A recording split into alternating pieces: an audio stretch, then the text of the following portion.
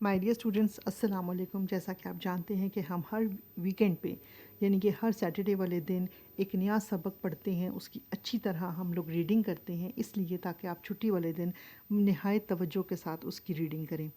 تو آئیے آج ہم پڑھتے ہیں سبق حضرت داؤد علیہ السلام۔ کھیت والا رو رو کر اپنا حال سنا رہا تھا۔ حضور، اس آدمی نے مجھ پر بڑا ظلم کیا ہے، مجھے برباد کر دیا۔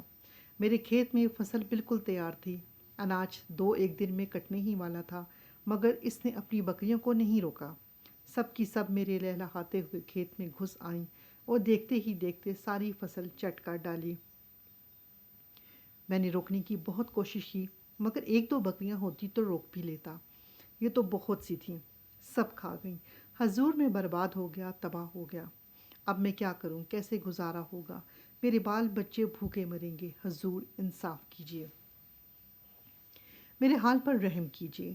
اللہ تعالیٰ نے آپ کو بادشاہ بنایا ہے، میری مدد کیجیے۔ بادشاہ نے دوسرے آدمی کو آگے بڑھنے کا اشارہ کیا۔ وہ آگے بڑھا تو بادشاہ نے پوچھا، کیا یہ آدمی سچ کہہ رہا ہے؟ جی ہاں حضور، بالکل سچ کہہ رہا ہے۔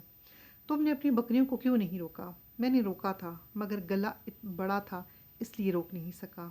گلا کہتے ہیں بکریوں کے ریوڑ کو۔ تم مانتے ہو کہ سارا نقصان تمہاری بکریوں کی وجہ سے ہوا؟ جی ہاں، مانتا ہوں۔ آئیے ہم پیج نمبر 37 پہ۔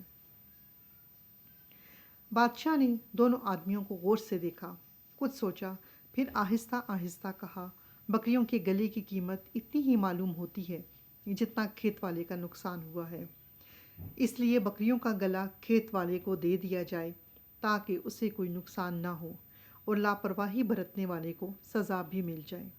بادشاہ نے یہ فیصلہ سنا کر اس لڑکے کی طرف دیکھا جو اس کے پاس ہی بیٹھا تھا۔ 11-12 برس کا یہ لڑکا بادشاہ کا بیٹا تھا۔ جب بادشاہ نے اس کی طرف دیکھا تو وہ کہنے لگا، بابا جان، آپ نے بڑا اچھا فیصلہ کیا ہے، مگر کیا؟ بادشاہ نے پوچھا۔ یوں بھی ہو سکتا ہے کہ بکریوں کا گلا کھیت والے کو دے دیا جائے تاکہ وہ بکریوں کے دودھ اور بالوں سے فائدہ اٹھائے، اور گلے والے سے کہا جائے کہ وہ بھی کھیت میں کام کرے۔ جب کھیت میں نئی فصل تیار ہو جائے تو گلے والے کو اس کا گلا واپس مل جائے۔ اس طرح نہ کھیت والے کو نقصان ہوگا، نہ گلے والا نقصان میں رہے گا۔ بادشاہ کو اپنے ہونہار بیٹے کا یہ فیصلہ بہت پسند آیا۔ اچھا، اگلے والے جو 2 پیراگراف ہیں یہ آپ کو ڈکٹیشن کے لیے مارک کرنی ہے، اور اس کے جو الفاظ ہیں اس پر آپ خاص طور پر توجہ دیجیے گا، اس کی مشق کیجیے تاکہ املا کا کوئی ایسا لفظ نہ رہ جائے جو آپ کو لکھنا نہ آئے۔ تو ابھی اس کا جو پہلا پیراگراف ہے ڈکٹیشن کے لیے وہ میں پڑھنے لگی ہوں، تو آپ اس والے پیراگراف کو خاص طور پر توجہ دیجیے۔ یہ بادشاہ اللہ کے نبی اور رسول حضرت داؤد علیہ السلام تھے، اور بیٹے تھے حضرت سلیمان علیہ السلام جو خود بھی نبی اور بڑی شان والے بادشاہ ہوئے۔ اللہ تعالیٰ نے حضرت داؤد علیہ السلام کو ایک کتاب بھی دی تھی جس کا نام زبور ہے۔ وہ جب اللہ تعالیٰ کی بڑائی اور محبت کے گیت گاتے تھے تو کیا انسان، کیا حیوان، سب پر ایسا اثر ہوتا کہ ہوا میں اڑتے ہوئے پرندے اور دوڑتے بھاگتے جانور بھی تھم جاتے۔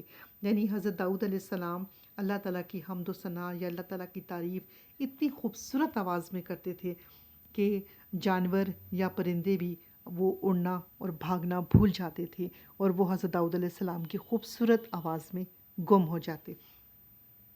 یہ ہمارا ڈکٹیشن کا پہلا پیراگراف ہے۔ اب ہم دوسرا پیراگراف پڑھتے ہیں۔ اللہ تعالیٰ نے انہیں ایک اور کمال بھی دیا تھا۔ لوہا ان کے ہاتھ میں بالکل نرم ہو جاتا تھا جیسے کہ موم ہو۔ وہ اس نرم لوہے سے زرہ بناتے تھے۔ زرہ لوہے کا لباس ہوتا ہے جس پر تلوار یا تیر کا اثر نہیں ہوتا۔ اسے جنگ میں دشمن کے حملے سے بچاؤ کے لیے پہنا جاتا تھا۔ حضرت داؤد علیہ السلام کی بادشاہت شام، عراق، فلسطین اور اس کے آس پاس کے تمام علاقوں میں پھیلی ہوئی تھی۔ یہاں پر حضرت داؤد علیہ السلام کے 2 بہت بڑے کمال جو اللہ تعالیٰ نے ان کو دیے تھے، ایک تو یہ کہ وہ اللہ تعالیٰ کی حمد و ثنا، اللہ تعالیٰ کی تعریف، یا یہ کہ وہ نہایت خوبصورت آواز کے مالک تھے کہ جب وہ اللہ تعالیٰ کی بڑائی بیان کرتے تو جانور پرندے اڑنا بھول جاتے اور ان کی خوبصورت آواز میں گم ہو جاتے۔ دوسرا ان کا بڑا کمال یہ تھا کہ اگر حضرت داؤد علیہ السلام کے ہاتھ میں لوہا بھی آتا تو وہ اتنا نرم ہو جاتا تھا کہ جیسے موم ہو، اور وہ اسی وجہ سے لوہے کا لباس بناتے تھے جس کو زرہ کہتے ہیں۔ اب 2 پیراگراف آپ کو دیے ہیں ڈکٹیشن کے لیے۔ ہم نے لاسٹ سیٹرڈے کو بھی آپ کو املا کے جو پیراگراف تھے وہ مارک کروائے تھے، تو چھٹی والے دن اس سبق کو بار بار پڑھیے، املا کے الفاظ کی مشق کیجیے۔ مجھے امید ہے کہ آپ میری تمام ہدایات پر عمل کریں گے۔ بہت شکریہ، اللہ حافظ۔